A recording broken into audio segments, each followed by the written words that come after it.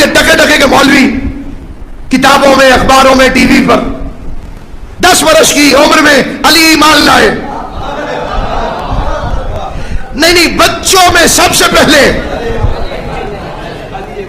ये बच्चों में कहने की जरूरत क्यों पेश आई? इसलिए कुछ बुढ़ों में घुसाना चाहते हैं। आप समझो कह रहे बेटे, कोशिश क्यों की गई, बच्चा क्यों कहा गया? ताकि कुछ बुढ़ों को घुसा दिया जाए। बच्चे पर जब नमाज वाजिब नहीं होती तो शरीयत का वारिस बच्चे को दीन की दावत कैसे दे सकता है? कौन है कि नहीं? भाई रसूल अल्लाह ने जो अली को दावत दी, तो क्या रसूल को पता नहीं था कि बच्चे में तो नमाज रोजा भी नहीं है, तो उसे पूरे दीन की दावत दे दी जाए?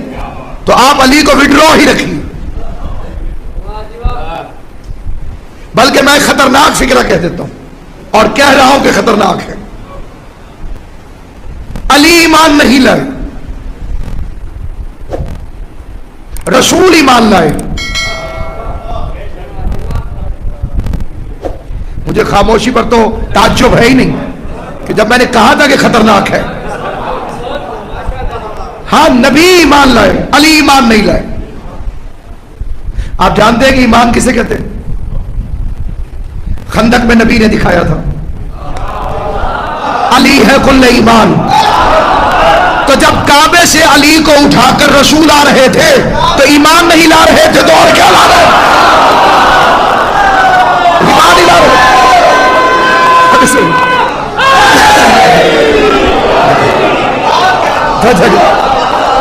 अब चाहे कहो अली ला रहे थे और चाहे कहो ईमान ला रहे थे।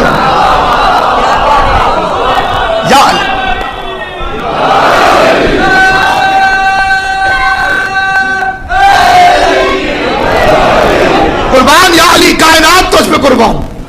नबियों का सुल्तान उठा के लाया अपने हाथों पर।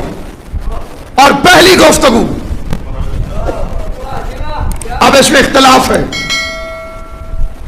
उलमाए तशय्युअ फरमाते हैं कि पूरा कुरान, और बिरादरान अहले तशन्नुन का ख्याल है क़द अफ़लहल मोमिनून की 18 आयतें, ये पढ़ाओ या वो पढ़ा पूरा कुरान। इख्तलाफ करने वालों ने कहा जी छोटा सा बच्चा वो कुरान कैसे पढ़ सकता है? दुश्मनी अली से करोगे, नुकसान रिसालत को पहुंचेगा।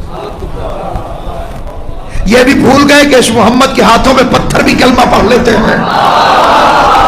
तो जिसके हाथों में बगैर जबान वाला पत्थर बोल सकता हो, लिसानुल्लाह बोल पड़े तो